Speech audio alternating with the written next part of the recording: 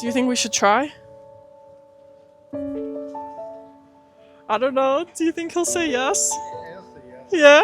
He said yes to an interview and shared what it's really like to be a homeless veteran in America. Nothing held back. Where are you from? What do you do for a living? I'm from Brooklyn, and I was in the industrial trades, engineering stuff after the Navy. I got into working on trucks and working on machine shop stuff, manufacturing. I went to school actually on the GI Bill. I got job placement, and the workforce is what ejected me. What was the hardest part of your job? The coworkers. I make sure every part I made was perfect because it had to be, and I made sure when I worked on the vehicle, it went out fine. A lot of people, they cut corners. I didn't, and it made a competitive relationship. The competitiveness that I just don't get to deal with anymore. The general populace has a generalized competitiveness. It's not a matter of my work. It's just a matter of just the interpersonals. I need these jobs. You complain to the boss, you're the one that gets fired. And that's where I got to this point, is because I just stopped taking it. So everybody is out for themselves. They got a goal. They're goal-oriented. They're making tactical advances into diminishing your position. I deal with the sidewalk. I ain't set up for that. I ain't paid enough for that, and I never went to school for that. So you're a fully disabled veteran right now?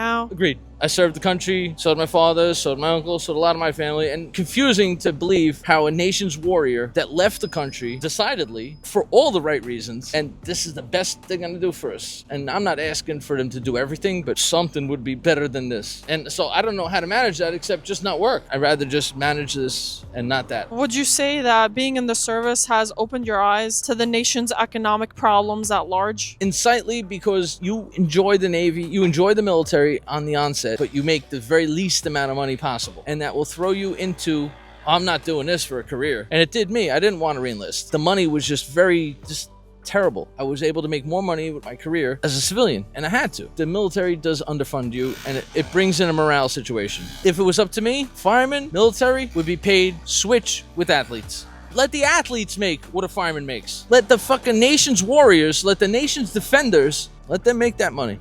Let them have that money. That entertainment industry just takes currency out of the mix. Currency needs to be in the mix. We need to be in the field where we can get high wages, where we can get holiday bonuses, where we can get things for sale for more than 5 cents for a can. It's 5 cents for how many years? But economy has gone gradually up. Everything from the turnpike to city zoos. By the time it's supposed to catch up, that needs to be 10 cents. Who collects clans? Not the middle class. There ain't no middle class. The only serviceable class for can redemption would be the lower class. For the work they do to get the 5-cent cans. How many decades have they been dealing with 5 cents with no commensurate cost of living, whatever you want to call it?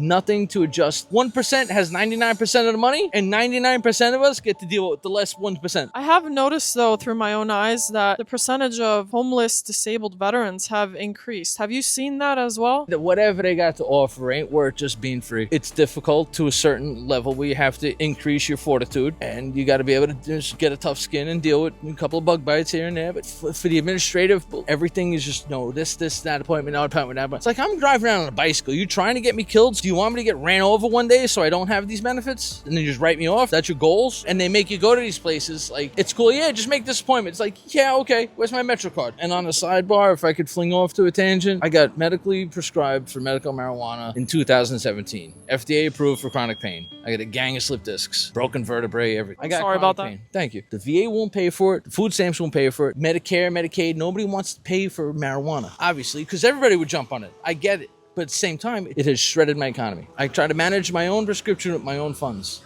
and I have no option. How do you afford it, if you don't mind me asking? I don't have a cell phone. I don't do laundry. I eat out of the garbage.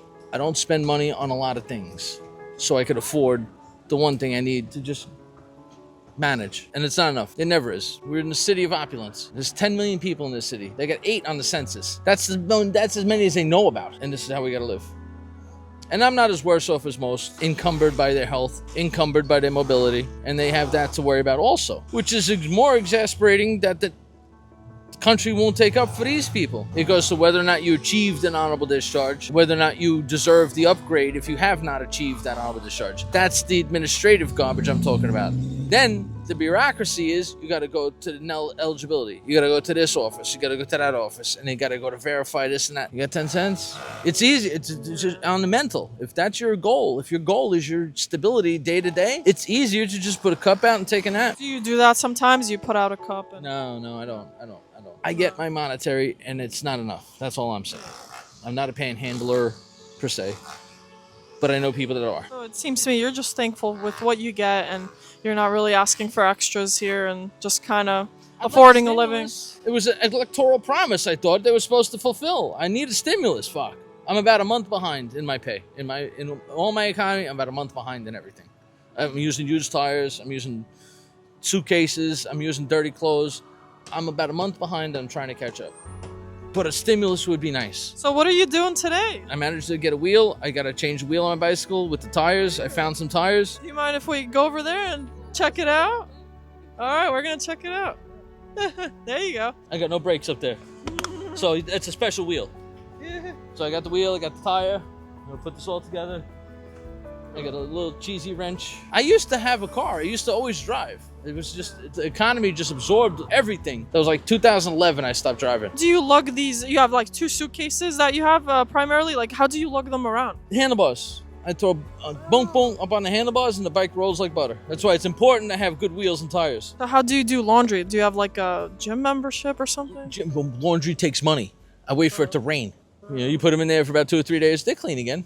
Yeah. They just don't stink. So by that rationale, they must be clean. Yeah, germ theory, you know. Exactly, right. It's all kind of made up anyway, right? What lives inside of the human body cannot live outside for more than 15 minutes. The good bacteria eats the bad bacteria, Something like that. Mind you, a lot of these parks have water features, and there's some sort of, spray thing, little sprinkle thing. So water does hit the body at certain points. You could choose not to. But they got bathrooms all over the place. You could take a splash bath. With the steam coming out of the sewers, it's like, no, this city is just filthy. You either got to get immersed into it or stay the fuck away from it. This city will take you down or just keep you moving. You'll be preserved like that twig will be there for another 10 years. Nothing's going to hurt that twig. That same twig will be there for 10 years. Nothing going to hurt it. What do you think the solution is to all this, economic problems and disabled veterans on the street? If you were president, what would you change? Buy Taiwan and we could have all that money. But to answer your question, we'd just take the ultimate fucking white rabbit, get that money. It would take more money than is at hand. And Congress, that's not hundreds of years old. We still got the 3 points in the administration. Congress will not do anything for this nation. I'd rather it be where we just got a boost as constituents. Constitutional just obedience. We're in this country. We're not in trouble. Throw some money back. Everything is about money, and I just wish the nation would address that with, I don't want to say handouts, but deserving handouts. Like if you're all criteria met, you can receive. Well, thank you so much for your time, for your message, and for your service. Thank you for the thank you. And guys, if you're watching this, please hit the like button, subscribe for more. We're going to be having more longer interviews. I got more to say, but this is only a certain serious situation that, you asked the question about what's happening here, and this is exactly what's happening here. Just raw footage. That's what we're all about. Trying to make lemonade out of lemons. I don't know why we get lemons. Nation's warriors. We should get something more than lemons. Strawberries. Can we agree on that? Strawberry lemonade?